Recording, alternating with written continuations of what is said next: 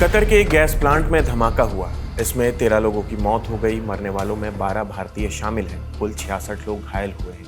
ये धमाका 22 जून को कतर के रास लाफान एलएनजी कॉम्प्लेक्स में हुआ है। रास लाफान कतर का सबसे बड़ा गैस प्रोडक्शन और एक्सपोर्ट हब है।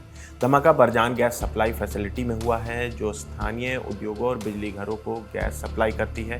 यहाँ से एलपीजी भी एक्सपोर्ट किए जाते हैं। कतर के ऊर्जा मंत्री और कतर एनर्जी की सीईओ साद अलकाबी ने इस हादसे की जानकारी दी। उन्होंने कहा कि मारे गए लोग भारत और पाकिस्तान के नागरिक थे। उन्होंने पीड़ित परिवारों के प्रति संवेदना भी जताई है। साद अलकाबी ने कहा कि आज मुझे ऐसी खबर देनी पड़ रही है जिसकी मैंने कभी उम्मीद नहीं की थी। हमारे 13 लोगों की मौत हुई है जो भारतीय और पाकिस्तानी नागरिक थे। 66 लोग घायल हैं और उनका इलाज चल रहा है। घायलों में किसी की भी हालत जानलेवा नहीं है। इंडिया टुडे की रिपोर्ट के मुताबिक धमाका इतना जोरदार था कि इसकी आवाज़ और असर रास लाफान से करीब 70 किलोमीटर दूर राजधानी दोहा तक महसूस किया गया है। कई इलाकों में खिड़कियां हिल गईं और लोगों में अफरा तफरी मच गई। कतर सरकार ने शुरुआती तौर पर इस हादसे को तकनीकी हादसा बताया है और मामले की जांच शुरू कर दी गई है। उन्होंने बताया कि इस प्लांट का प्रोडक्शन दिसंबर 2025 में ज़रूरी मरम्मत के लिए पूरी तरह बंद था। सिर्फ 2 दिन पहले ही इसे दोबारा शुरू किया गया था।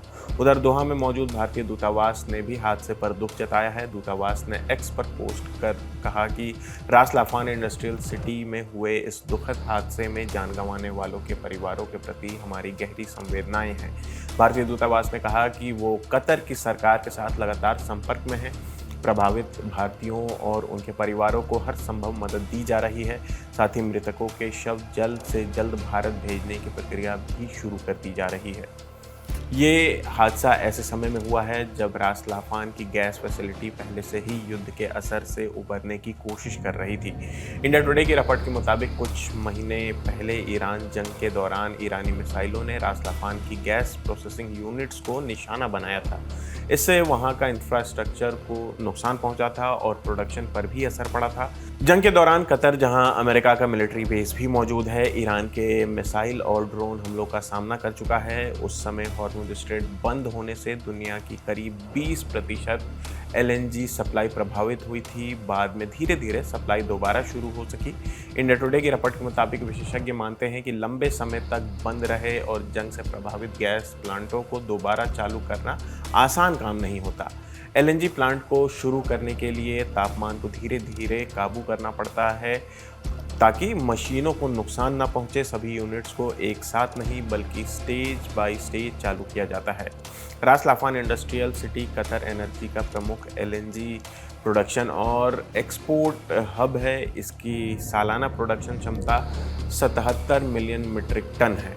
मार्च महीने में ईरानी मिसाइल हमलों से रास लाफान की 2 बड़ी गैस प्रोसेसिंग यूनिट्स को नुकसान पहुंचा था। इसकी वजह से कतर की एलएनजी एक्सपोर्ट कैपेसिटी में करीब 17% की कमी आई थी। कतर एनर्जी ने तब कहा था कि क्षतिग्रस्त ढांचे की पूरी मरम्मत में 3 से 5 साल तक लग सकते हैं। जंग के दौरान एहतियात के तौर पर करीब 10,000 कर्मचारियों को समुद्री प्लेटफॉर्म और प्रोसेसिंग फैसिलिटी से हटाया गया था। हालांकि उस समय किसी के घायल होने की खबर नहीं आई थी। वहीं इस घटना की बात करें तो साद अलकाबी ने कहा है कि इस हादसे से पर्यावरण को कोई नुकसान नहीं पहुंचा है और ना ही एक्सपोर्ट पर इसका कोई असर पड़ा है। तो फिलहाल इस खबर में इतना ही। आपकी इस खबर पर क्या राय है हमें कमेंट करके ज़रूर बताएं।